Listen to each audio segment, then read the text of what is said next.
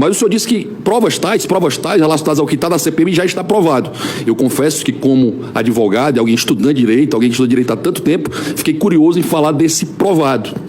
E para trazer para o ponto na situação atual, para trazer para o fato que eu fui convidado a falar, hoje o presidente dessa casa ele disse o seguinte: o ministro do Supremo Tribunal Federal evidentemente deve se ater ao seu cumprimento constitucional de julgar aquilo que é demandado.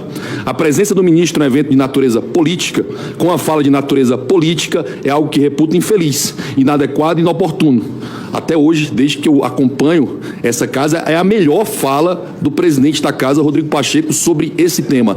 É a primeira vez que ele se posiciona como um presidente que tem por função fiscalizar o Supremo Tribunal Federal e dizer: opa, passou do ponto. Foi a primeira vez que o presidente dessa casa, desde do mandato passado, que já era para ter da legislatura passada, que já era para ter cumprido algo, fez uma fala nesse sentido. Mas é temerário ele falar isso, e é o contrário do que o próprio Barroso pensa. Semana passada, no evento para juízes, ele disse o seguinte: o Supremo exerce um poder político. É ultrapassado pensar que a função do Supremo hoje só é técnica jurídica. Opa, eu não sabia que ele tinha sido eleito, era senador, tinha agregado 38 assinaturas aqui no Senado, 171 assinaturas na Câmara, apresentou uma PEC, foi passada em 2 turnos, mudar a Constituição das 2 casas e alterou a Constituição. Como o doutor Sebastião acabou de falar, o artigo 102 diz que a função do Supremo segue sendo proteger a Constituição Federal e não ser um órgão político. Para ser político, meu caro Marcel, tem que passar por processo eleitoral. Tem que sofrer o processo eleitoral e aí sim você exerce política. Quando um ministro do Supremo diz que ele exerce poder político, ele diz que ele é parte. Porque partidos são parte de um pensamento. Partidos de esquerda, de direita, liberais, conservadores, defendem posicionamentos. Eles foram criados nesse intuito. E quando, por sua vez, o ministro do Supremo Tribunal Federal, no evento político, que o evento da UNE é, por excelência, um evento político, ele diz que nós vencemos o bolsonarismo, e aí você fica preocupado nessa hora. Como disse o doutor Sebastião, venceu quem? Quem foi o vencedor?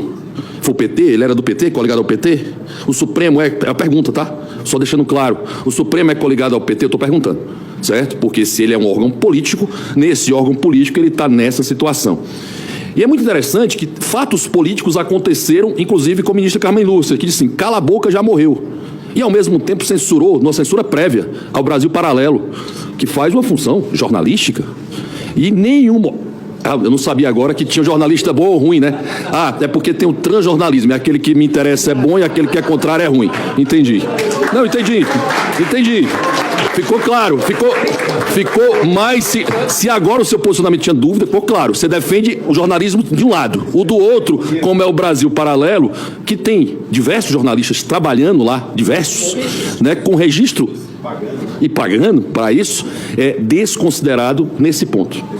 Eu vou entrar agora naquilo que nos interessa como advogados, né, Sebastião? Somos advogados, exercemos essa função como a Carol, como a Gabriela, e a gente vai ter a seguinte situação: súmula 14, vinculante, aqui criado pelo senador Magno Malta, emenda 45/2004, que dizia que foi criado o CNJ, que foi criada a súmula vinculante na reforma do Poder Judiciário, quando o Lula disse a seguinte frase, aspas: vamos abrir a caixa preta do Judiciário, fecha aspas. Quem disse isso foi o Lula, tá? Não foi nenhum de nós, não. Foi o Lula que disse isso. Vamos abrir a caixa preta do Judiciário. Foi criada a súmula vinculante. E a súmula vinculante 14 diz o seguinte: é direito do defensor, no interesse do representado, ter acesso amplo aos elementos de prova que, já documentados em procedimento investigatório realizado por órgão em competência de polícia judiciária, digam respeito ao exercício do direito de defesa. Para quem não sabe, súmula vinculante vale como uma lei. Ela vincula toda a jurisdição. Seja os senadores, seja os deputados, seja qualquer cidadão, vincula a todos nós. Com detalhe, quando a Carol conta muito bem que não sabia nem qual era o processo, que as audiências de custódia, que aquelas que tem que ser em 24 horas, demoraram 48, 72, algumas vezes quase 4 dias para acontecer. 4 dias para acontecer, e as pessoas ficaram presas sem saber a razão, o motivo, um processo absolutamente kafkaniano, que não há nenhuma tipificação penal, até porque, por mais que a esquerda não goste, rezar para frente do quartel não é crime. Nunca foi. E sendo claro, né, eu vou citar um fato, aqui vamos ser imaginário, tá? Vamos imaginar que seja um juiz de primeiro grau, Juiz de primeiro grau que determinou a prisão, vou usar seu exemplo, vou usar você como exemplo, tá, meu amigo? Você tem foro privilegiado, mas eu vou usar você como exemplo. Dizemos que lá o Marcel seja o réu, o acusado naquela situação. E o juiz do determinado caso, ele pode ser vinculado, porque segundo a lei de abuso de autoridade, cabe a membros do Poder Judiciário. Aí eu pergunto, Marcelo, se o juiz decreta uma medida de privação de liberdade e manifesta disposições de conformidade com as leis penais, ele pega uma pena de 1 a 4 anos. Qual o crime? Né? Esse sujeito específico que por acaso estava rezando no quartel, qual o crime que ele comete? Pena, segundo a lei de abuso de autoridade, 1 a 4 anos. Constranger o preso ou detento mediante violência, grave ameaça ou redução de sua capacidade de resistência. Vamos dizer que por acaso você seja obrigado a entrar num carro que você não sabe para onde você vai, não sabe para onde você vai colocado, não sabe em que direção você foi dito e simplesmente do nada você aparece numa prisão, sem ser informado disso. Parece que se encaixa, né, no artigo 13 da Lei de Abuso de Autoridade. Aí vamos lá, aí você foi preso, aí na sequência, no artigo 20, vai dizer o seguinte: impedir, sem justa causa, entrevista pessoal e reservada do preso com seu advogado. Vamos dizer que a Ornella seja sua advogada. Ela não teve a oportunidade de ir lá conversar com você. Seria também crime, tá? Segundo a lei de abuso de autoridade, do artigo 20. Lembra, eu não estou falando do caso do Supremo, não estou tratando desse caso, não estou falando do que aconteceu com relação a essas pessoas que estão aqui, eu estou falando do caso imaginário que eu estou citando o meu amigo Marcel como exemplo. Que tem foro. Pois é.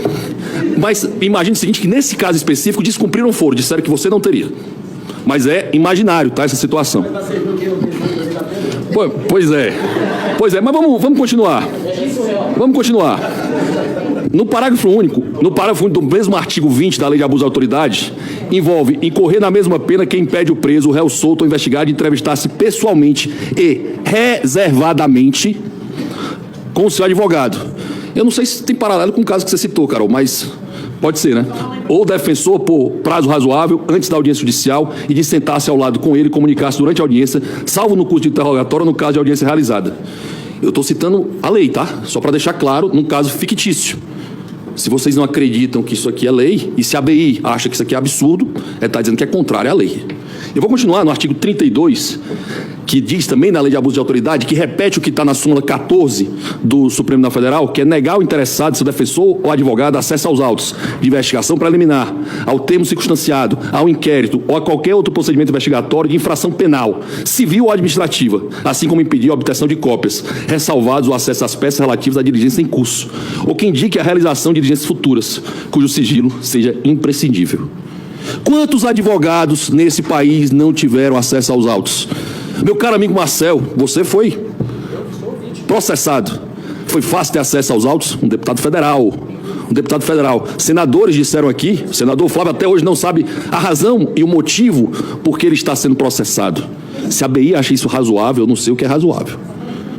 Eu não consigo entender o que é razoável. E trazendo para a OAB, né, eu citei até na reunião que eu tive com um deputado, que eu não citei o nome dele, que eu tive na OAB. A OAB ela tem, segundo o artigo 18, a seguinte hipótese: o inscrito na OAB, quando ofendido comprovadamente em razão do exercício profissional ou de cargo ou função da OAB, tem direito ao desagravo público, promovido pelo conselho competente, de ofício ou seu pedido ou de qualquer pessoa, a seu pedido ou de qualquer pessoa. Eu perguntei diretamente para o presidente da OAB, junto com esse meu amigo deputado que estava ao meu lado, por que não havia desagravo contra os advogados. É porque, segundo o presidente, lá não havia crime.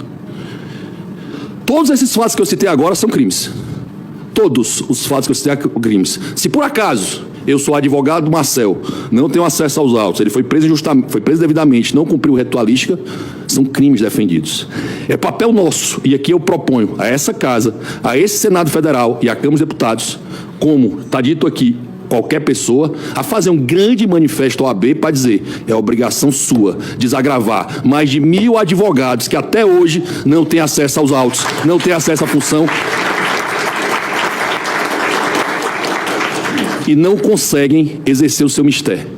Ou seja, as pessoas estão sendo impedidas de trabalhar. O advogado trabalha nos autos, o juiz trabalha nos autos. Se eu não sei o que está acontecendo, eu estou sendo cerceado do meu direito de defesa. E por acaso, nesse caso hipotético que o juiz faz isso, ele parece estar cometendo uma série de crimes previstos na Lei de Abuso de Autoridade. Muito obrigado.